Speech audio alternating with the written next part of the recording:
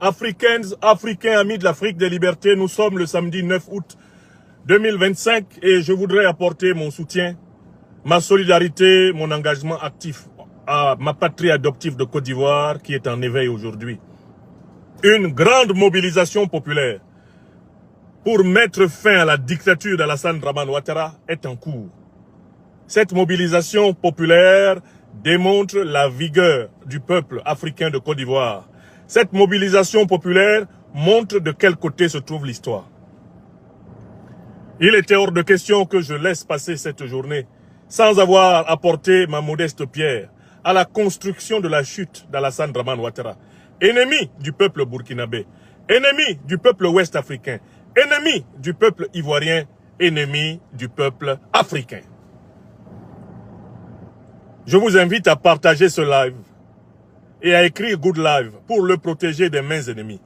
Car, étant en déplacement, je ne bénéficie pas des meilleures conditions cybernétiques de combat. Je compte sur vous pour donner ce live sur tous vos réseaux.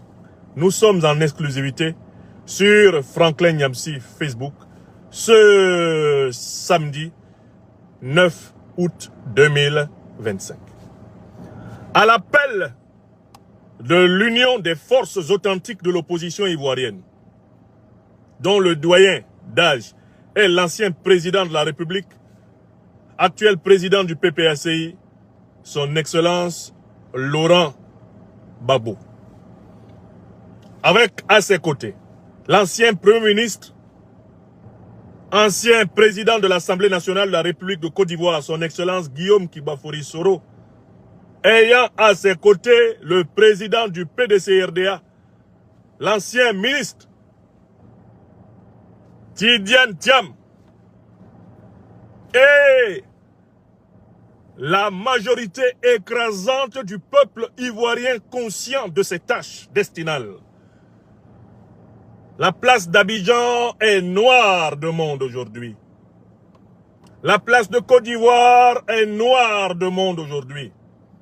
Car le peuple de Côte d'Ivoire a compris qu'il doit démontrer au tyran Alassane Dramane Ouattara que le souverain en Côte d'Ivoire, c'est le peuple.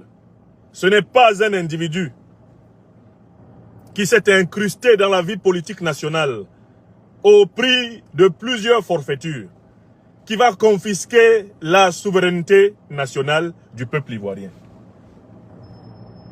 Ce n'est pas un individu qui va prendre le peuple ivoirien en otage.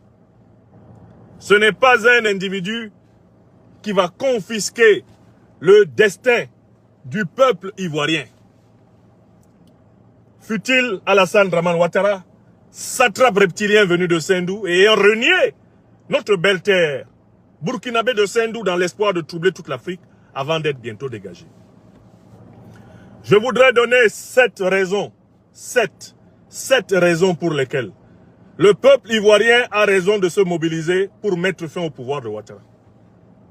Écoutez bien les 7 raisons de la colère ivoirienne et de la révolution ivoirienne. Première raison. Alassane Dramane Ouattara se caractérise en tant qu'homme politique par son ingratitude envers le peuple africain de Côte d'Ivoire. Pourquoi?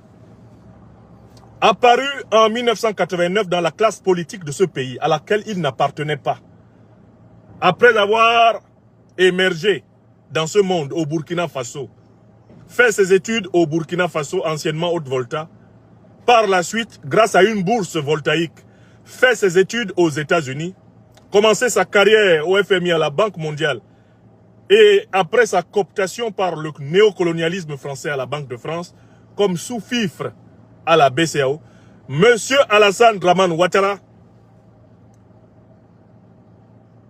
n'avait aucun titre à exercer les plus hautes fonctions de l'État de Côte d'Ivoire, si ce n'est le hasard des circonstances et la courtisanerie de sa concubine d'alors, Dominique Folorou Nouvian, qui deviendra Ouattara en 91, Eh bien, c'est grâce à cela que cet homme fut présenté au président Houphouët-Boigny comme étant un technocrate qui serait capable d'équilibrer l'économie ivoirienne au regard de sa connaissance de la finance internationale et de sa participation aux institutions, eh bien, de la domination impérialiste néolibérale internationale, le FMI, la Banque mondiale et la Banque de France.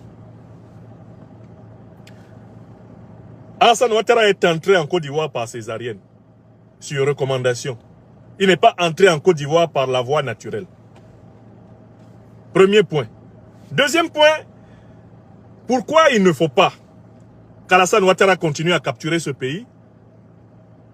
Eh bien parce que, au lieu d'être reconnaissant envers la Côte d'Ivoire, Alassane Ouattara l'a essentiellement troublé, perturbé, défiguré.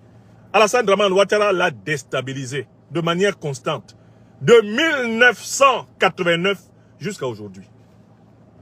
Voici les grandes étapes de la déstabilisation de la Côte d'Ivoire par Ouattara. Quand il arrive, il se met à privatiser à outrance l'économie ivoirienne pour ses amis occidentaux, français notamment. Et il participe à la plus grande arnaque du siècle, puisqu'il va s'enrichir grâce aux rétrocommissions des privatisations. Déstabilisation économique. Alassane Draman Ouattara est le déstabilisateur de la paix, de la fraternité, de la solidarité des peuples ouest-africains. C'est lui qui crée la carte de séjour des étrangers en Côte d'Ivoire. Il le fait exprès, parce qu'il sait que les Ivoiriens du Nord ont des patronymes qui sont semblables à ceux des Maliens, des Guinéens, des Burkinabés, des Sénégalais. Et il sait que cette histoire de carte de séjour va provoquer un amalgame entre les ressortissants du pays, les Ivoiriens, et leurs frères de la sous-région. Et une fois que cet amalgame commence, sous la forme de contrôle aux faciès et aux patronymes, Alassane Ouattara pose son troisième acte de déstabilisation de la Côte d'Ivoire. Cet acte va consister à créer la Charte du Nord, dans laquelle il se présente comme le défenseur des Ivoiriens du Nord qui se sentent confondus grâce au mécanisme de la carte de séjour créée par Ouattara avec leurs frères du Mali, du Sénégal, de la Guinée, du Burkina Faso, etc. Alassane Ouattara ne s'arrête pas là. C'est lui qui mène l'une des plus féroces répressions de l'opposition politique en Côte d'Ivoire, sous le régime de Félix Houphouët-Boigny, en 1992. Et en 1991, il est le Premier ministre qui va organiser la plus féroce répression du mouvement estudiantin. C'est Ouattara. On continue. En 1993, il va tenter un coup d'État. Il va tenter de violer l'article 11 de la Constitution qui prévoit qu'en cas d'intérim de la présidence de la République, en cas de décès du président de la République, de vacances du pouvoir du président de la République, ce soit le président de l'Assemblée nationale qui assure l'intérim. Alassane Ouattara contacte le général Robert Gueye, chef de l'armée. Il contacte celui qui était alors président du Conseil économique et social, Philippe Grégoire Yassé, pour que ceux-ci s'associent avec lui.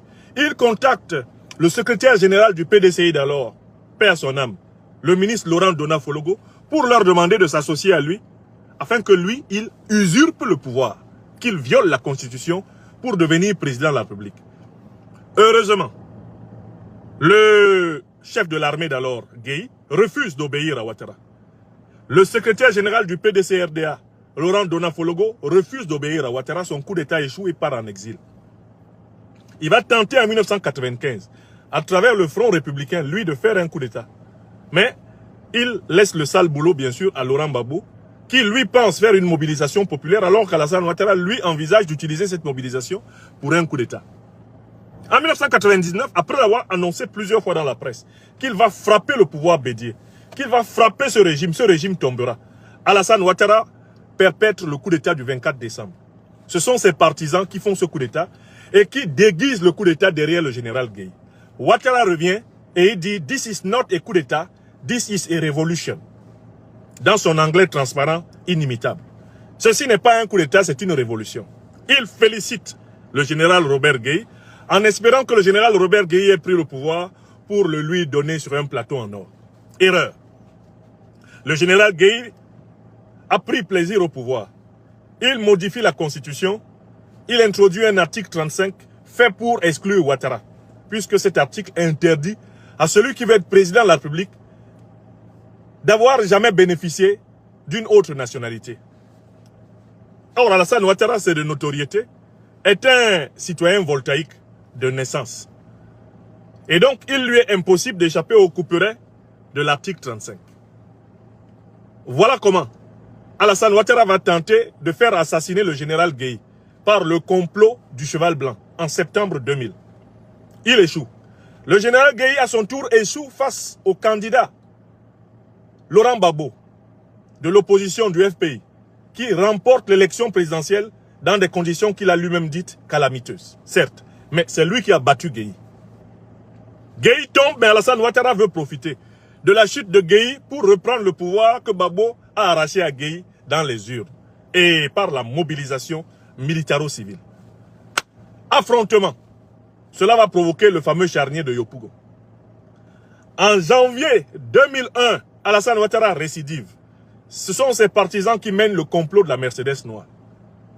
En septembre 2002, c'est pour Alassane Ouattara.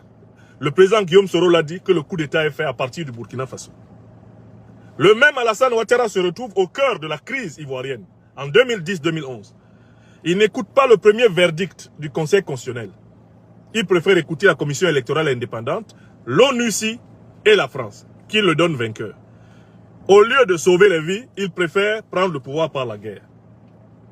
C'est le même Alassane Dramane Ouattara qui trompe en 2015 le président Bédié. Le 17 septembre 2014, le président Bédié lance l'appel de Daoukro. Il demande à son parti, le PDC-RDA, de soutenir la candidature de Ouattara comme candidat unique du RHDP en 2015.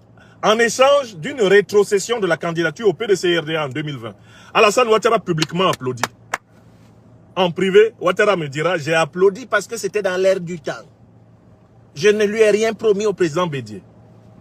Alassane Ouattara confisque à partir de 2015 le pouvoir d'État. En 2020, il veille à éliminer tous les candidats de nature à le battre. Par solidarité envers les candidats exclus, le président Bédié refuse de participer à la mascarade. Alassane Ouattara massacre les Ivoiriens. Il coupe la tête en Nguessan Kouakou Toussaint à Daoukro en novembre 2020. C'est cet Alassane Dramane Ouattara, usurpateur devant l'Éternel, qui, en violation des articles 55 et 183 de la Constitution de 2016, prétend maintenant faire un 4e mandat, alors que le 3e était déjà anticonstitutionnel. C'est-à-dire que quelle que soit la manière de résumer l'histoire politique d'Alassane Dramane Ouattara, vous voyez que tous les actes fondamentaux d'Alassane Ouattara en politique correspondent au moment de souffrance des Ivoiriens, ces 30 dernières années. Vous prenez à partir de 89-90, toutes les souffrances des Ivoiriens, Ouattara est derrière. 93, Ouattara derrière. 95, Ouattara derrière. 99, Ouattara Dramane derrière. Janvier 2000, Ouattara derrière. Octobre 2000, Ouattara derrière. Septembre 2000, Ouattara derrière. Janvier 2001, Ouattara derrière. Septembre 2002, Ouattara derrière. Les souffrances de 2010-2011, Ouattara devant. Les souffrances de 2020, Ouattara devant. Et nous sommes maintenant en 2025. Il est le plus grand bourreau jamais connu du peuple ivoirien. Ça, c'est la troisième raison pour laquelle ce monsieur-là, il faut mettre fin à sa carrière politique en Côte d'Ivoire. Je passe à la 4e raison. Il y a une 4e raison. Alassane Ouattara, que vous voyez, est associé à toutes les forces qui sont ennemies de la souveraineté africaine. C'est un ennemi de la souveraineté africaine. Ennemi de la souveraineté africaine. Il est un commis de la Banque de France, c'est-à-dire de ceux qui sont chargés de maintenir en esclavage monétaire 15 pays africains.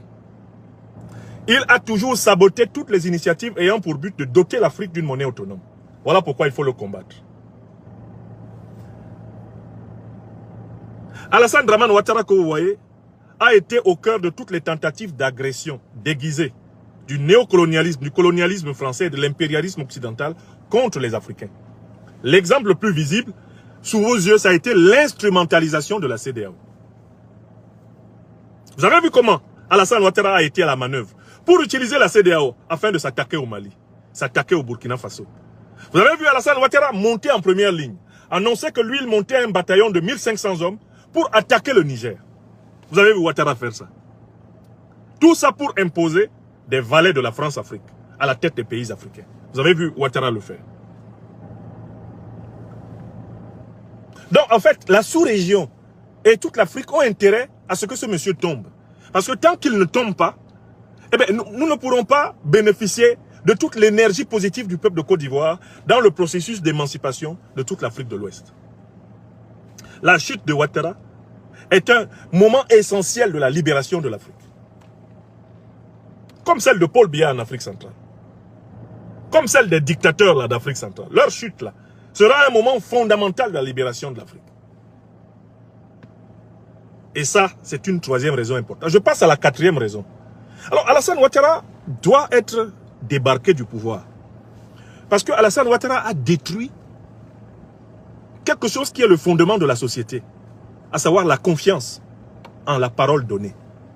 Alassane Ouattara est un ennemi de l'ordre. C'est un ennemi de l'esprit. C'est un ennemi de la loi. C'est un ennemi de la norme. C'est un ennemi de la morale. Pourquoi? Parce que cet homme-là s'est illustré par les plus grands mensonges politiques de toutes les générations politiques que la Côte d'Ivoire ait jamais connues. Et il est le plus grand mythomane politique africain que l'on puisse connaître. Il a menti sur ses origines. Il a menti sur ses intentions politiques. Il a menti à tous ses alliés. Je vous rappelle qu'il a été l'allié du président Houphouët-Boigny. Il l'a même fait cocu. Je vous rappelle qu'il a été l'allié du président Bédié. Il l'a roulé dans la farine. L'allié du président Guillaume Soro, roulé dans la farine. L'allié du président Babo, roulé dans la farine. L'allié du général Robert Gueye, roulé dans la farine. Alassane Ouattara, vous voyez là. Il a été l'allié de Tidiane Thiam, l'actuel président du PDCI, et il a roulé dans la farine. Il faut que vous preniez conscience du fait que cet homme incarne ce qu'on ne veut pas en politique. Toute société politique se construit sur le respect de la parole donnée, qui est la condition de la confiance d'homme à homme, mais aussi de la fiabilité des institutions. Alassane Ouattara représente l'anti-parole, l'anti-serment. Alassane Ouattara est un parjure incarné. Chaque fois, il a fait le contraire de ce qu'il promet. Sous Alassane Ouattara, chaque Ivoirien un toit. Alassane Ouattara est le plus grand, chasseur, expulseur d'Ivoiriens de tous les temps. Alassane Ouattara a fait le plus grand nombre de 100 toits qu'un président ivoirien ait jamais provoqué dans ce pays. Sous Alassane Dramane Ouattara, aucun opposant ne sera en prison. Alassane Ouattara a battu le record d'emprisonnement des opposants. Les prisons politiques ivoiriennes ont été pleines de son arrivée à la primature jusqu'à aujourd'hui, par sa faute. Ah, sous Alassane Dramane Ouattara, vraiment, on n'aura pas besoin de plus de 15 ministres. Un gouvernement de plus de 15 ministres, c'est pas la peine. Un gouvernement pléthorique. Alassane Ouattara a battu le record des gouvernements les plus pléthoriques de l'histoire de la Côte d'Ivoire. Ouattara que vous voyez. Sous Alassane Dramane Ouattara, vous savez, après 75 ans, on n'a plus rien à prouver, on n'a pas d'énergie pour gouverner. Ah non, il n'est pas question. Hein. Ah non, moi, de toutes les façons, la présidence, il faudrait que je m'occupe de mes mémoires et de mes petits-enfants. Alassane Ouattara, c'est ce qu'il promettait. C'est lui qui veut faire un 4e mandat maintenant. Alassane Dramane Ouattara a promis à la sous-région qu'il allait mettre en place un écho qui réunirait les économies ivoiriennes, nigérianes et consorts. À chaque fois, il ne parle de l'écho que quand il faut détruire les projets de monnaie souveraine africaine. Ennemi. Tout ce qu'il dit est faux. Alassane Dramane Ouattara a présenté certains hommes politiques avec des mots tellement dithyrambiques qu'on se demande comment les mêmes hommes politiques sont devenus aujourd'hui des hommes à abattre pour lui. C'est lui qui a dit qu'entre le président Bédié et lui, une entente parfaite se ferait et qu'ils gouverneraient ensemble. Après, il a présenté le président Bédié comme un menteur, alors que le menteur, c'est lui. C'est lui qui a présenté le président Guillaume Soro comme le sauveur de la nation. Quand il quittait la primature de Côte d'Ivoire en mars 2012, Alassane Ouattara a eu des mots élogieux pour lui. Aujourd'hui, il le pourchasse pour le tuer.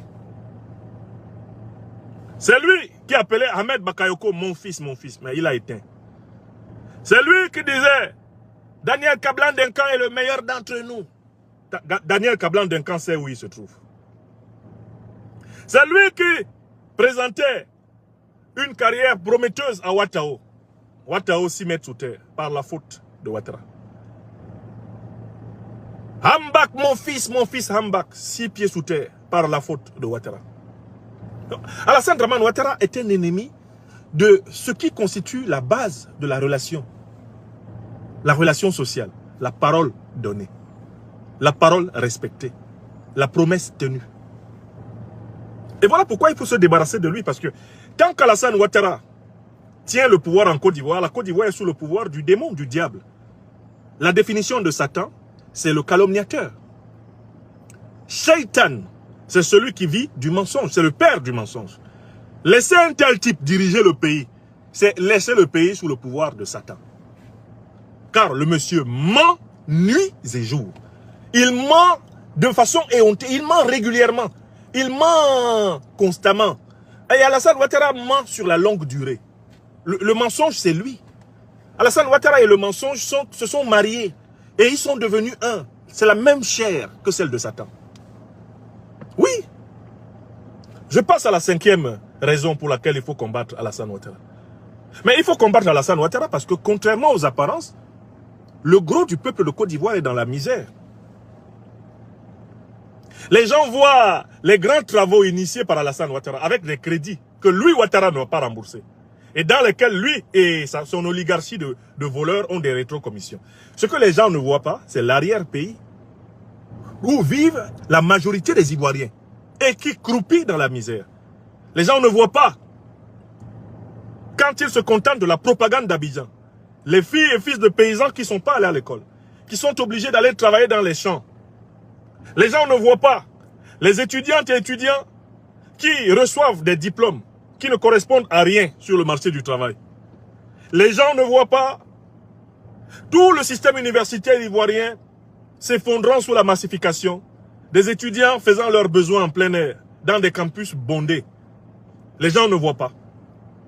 Les gens ne voient pas l'effondrement de la famille, sous le poids de la misère quotidienne, de l'incapacité des parents d'assurer aux enfants des conditions de vie viables. L'ampleur de la prostitution et de la drogue dans la jeunesse, les gens ne voient pas. Quand ils écoutent la propagande de la vitrine, du tombeau blanchi d'Abidjan, les gens ne voient pas les familles jetées à la rue, qui dorment sur les dalles de cimetière. Les gens ne voient pas des peuples ivoiriens spoliés de leurs terres par la boulimie foncière des Ouattara. Les gens ne voient pas. Les gens ne veulent pas voir. Les diasporas ivoiriennes, remplies de souffreteux, dont beaucoup meurent en traversant le Sahara, en se noyant dans la Méditerranée. Les gens ne veulent pas voir. Les gens ne voient pas. Une population à 70-90% livrée au chômage et obligée de vivre de la débrouillardise, selon les chiffres de la Banque africaine de développement. Une dette publique qui explose, dont Ouattara ne remboursera rien et dans laquelle il se fait plein les poches. Il s'en met plein les poches. Il faut voir tout cela, cette misère-là. On ne peut pas laisser M. Ouattara continuer de conduire la Côte d'Ivoire vers le fond, eh bien, au fond de la catastrophe. Sixième raison. Alassane Dramane Ouattara est une pièce maîtresse du terrorisme qui frappe l'Afrique. Parce qu'il est allié des puissances qui ont créé les organisations terroristes, à savoir les puissances de l'OTAN. Il a fait de la Côte d'Ivoire une base arrière des puissances de l'OTAN. Or, l'OTAN, c'est l'organisation qui parraine Al-Qaïda et l'État islamique. C'est l'organisation qui parraine les grandes puissances occidentales afin que l'Afrique soit en instabilité permanente et qu'il soit ainsi aisé de continuer à piller l'or, le pétrole, le mangue. Alassane Ouattara, c'était un grand chef terroriste. Et le peuple ivoirien ne peut pas continuer à laisser au palais présidentiel un grand chef terroriste, sans malheureusement servir la cause du suicide collectif des Africains. Aujourd'hui, la Côte d'Ivoire est sous le commandement militaire de l'OTAN. Les officiers de l'OTAN siègent à l'état-major de l'armée ivoirienne. Or, c'est l'OTAN qui a détruit la Libye, qui a assassiné Kadhafi. C'est l'OTAN qui a armé Al-Qaïda et l'État islamique pour attaquer le Sahel. Et Alassane Ouattara est leur pion. Il est le pion du néocolonialisme français, qui fait semblant d'avoir fermé ses bases militaires ivoiriennes, sénégalaises, mais qui a reconverti son personnel en mercenaires dans les compagnies militaires privées, conformément au plan qui a été publiquement annoncé par de nombreux généraux et chefs d'état-major français. Donc Alassane Ouattara là, et ça c'est une sixième raison extrêmement importante, Alassane Ouattara est un agent du terrorisme international anti-africain. Il doit être traité comme tel et combattu comme tel. Enfin, il y a une septième raison pour laquelle il faut combattre Ouattara. Il faut combattre Ouattara parce que Alassane Ouattara est déterminé à détruire la révolution africaine de l'AES. Alassane Ouattara est déterminé à éliminer les présidents Goïta, Traoré et Tiani. Il en a fait la promesse à ses maîtres occidentaux. Il y travaille. Et il y a une qualité qu'on doit reconnaître à Ouattara dans sa méchanceté. La qualité qu'Alassane Ouattara possède dans sa méchanceté, c'est qu'il est discipliné et rigoureux dans sa méchanceté. C'est important que vous sachiez que vous pouvez changer d'avis sur Ouattara.